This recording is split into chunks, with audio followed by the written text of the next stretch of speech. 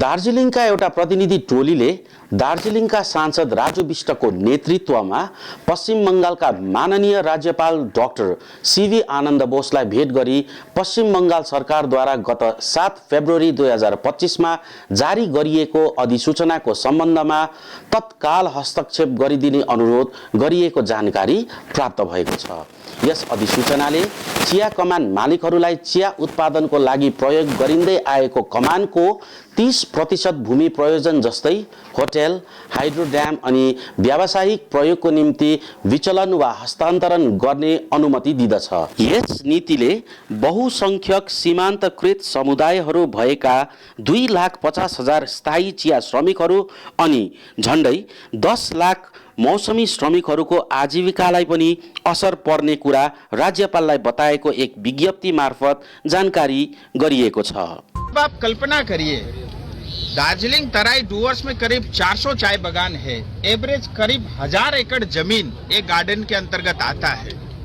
इसका अर्थ ये हुआ कि 4 लाख एकड़ जमीन में से आप 1,30,000 एकड़ से ज्यादा जमीन जो है आप उद्योगपतियों को फ्री में आप दान में दे रहे हो। और मैं आपके माध्यम से आदरणीय मुख्यमंत्री जी को ये भी बता देना चाहता हूं कि ये जो सिंगूर और नंदीग्राम था, यहाँ सिर्फ 1,000 एकड़ की जमीन की बात थी, लेकिन दार्जिलिंग तराई डूवर्स और नॉर्थ बंगाल में आप 1,30,000 से ज्यादा बड़ी जमीन जो है आप उद्योगपतियों को फ्री में मुफ्त में आप बांट रहे हो। और मैं आपको ये भी बता देना चाहता हूं, जैसे ये स्टेट और केंद्र सरकार के बहुत सारे कानूनों का उल्लंघन करता है। अगर मैं आपको बताऊं, पश्चिम बंगाल लैंड रिफॉर्म एक्ट 1955 के अंतर्गत जो सीलिंग लिमिट है पश्चिम बंगाल में जो लागू है, वो सीलिंग लिमिट से बियॉन्ड अगर किसी को जमीन रखने का अधिकार है, वो सिर्फ टी गार्डन के अंतर्गत है। उस नियम को भी जो है ममता दीदी वायलेट कर रही है। दूसरा, पश्चिम बंगाल स्टेट एक्विजिशन यानी West Bengal state acquisition act 1953 के अंतर्गत एक स्पेशल प्रोविजन, मैं दोबारा कहना चाहता हूं, एक स्पेशल प्रोविजन 1955 में डाला गया था कि जो दार्जिलिंग में खास करके जो श्रमिक लोग जो चाय बागान में रहते हैं, जो काम करते हैं, उनके पास जो होल्डिंग एग्रीकल्चर जमीन है उसको जो है वापस उनके नाम से उनको पक्का पट्टा बना करके उनकी जमीन वापसी की जाएगी, ऐसी घोषणा हुई थी, ऐसा प्रोविजन था।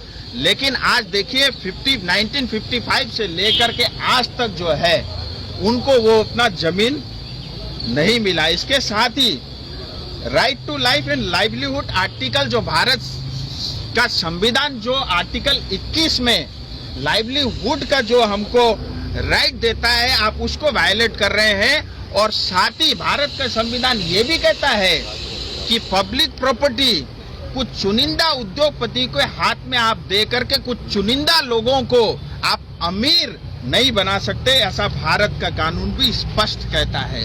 और साथ ही मुझे आश्चर्य इस बात का होता है कि टी बोर्ड का कार्यालय भी कलकत्ता में है और टी एक्ट 1953 साफ साफ ये कहता है कोई भी चाय बागान की जमीन अगर टी के अलावा किसी पर्पस के लिए आप उसको छेड़ते हो, उसको उखाड़ते हो, उसको बर्बाद करते हो, तो टी बोर्ड का अप्रूवल उसमें अनिवार्य है। लेकिन उसके बावजूद भी किसी तरह का परामर्श आज तक तो यानी 26 फरवरी 2025 तक तो ममता दीदी की ओर से नहीं हुआ। और मुझे आश्चर्य इस बात का होता है, कल मैं आदरणीय मुख्यमंत्री जी को सुन रहा था। पहली बात तो शायद उम्र की वजह से होगा, वो खुद जो है कंफ्यूज है। कभी बोलती है 15% जमीन, कभी बोलती है 30 एकड़ जमीन, कभी बोलती है 30% जमीन। ये 30% जमीन है, 1 लाख से ज्यादा एकड़ की जमीन है। मैं कलकत्ता में खड़े होकर के ममता दीदी को ये बताना चाहता हूँ। दूसरा, ममता दीदी ने एक बात कही, आप देखिए, वो कहती है कि जो चाय बागान के जो बुशेस है उसके अलावा जो खाली जमीन है उसी जमीन को हम 30% अलाउ करेंगे। ये भी सरासर गलत है, क्योंकि 2023 का जो आपका गेजेट निकला है वो जो आप कह रहे हैं उसके विपरीत गेजेट निकला है। और एक बात और, टेक्निकली आपको भी समझना पड़ेगा, क्योंकि ये कुल मिला के ये कानून जो है नॉर्थ बंगाल को बर्बाद करता है, चाय बागान को बर्बाद करता है। और आज मुख्यमंत्री जी चाय बागान को और नॉर्थ बंगाल को और पार्टिकुलरली दार्जिलिंग को बर्बाद करने में लगी हुई है। मुख्यमंत्री जी ये कहती है कि खाली जमीन को ही हम अलाउड करेंगे। पश्चिम बंगाल का कानून स्पष्ट कहता है चाय बागान में अगर कोई भी खाली जमीन है तो तत्काल वो सरकार को वापस दे देना चाहिए।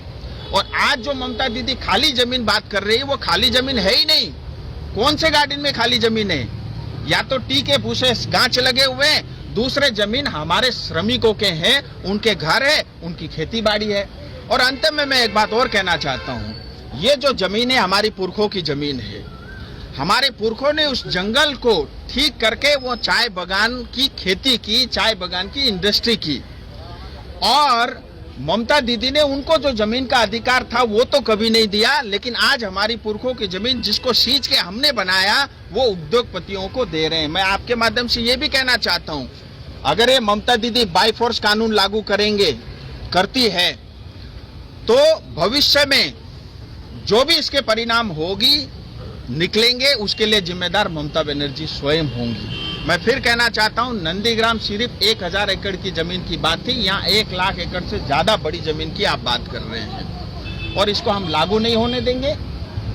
और मैं ये भी कहना चाहता हूं इन्वेस्टर को, इस तरह के भ्रम में आप ना पड़े, क्योंकि भारतीय जनता पार्टी कभी इसको स्वीकार नहीं करेगी। और आज अगर एक चाय बागान आप 10 करोड़ में खरीद करके उसका 30% यानी 300 एकड़ पे 100 करोड़ का आप होटल बनाओगे तो भारतीय जनता पार्टी भी चुप नहीं रहेगी।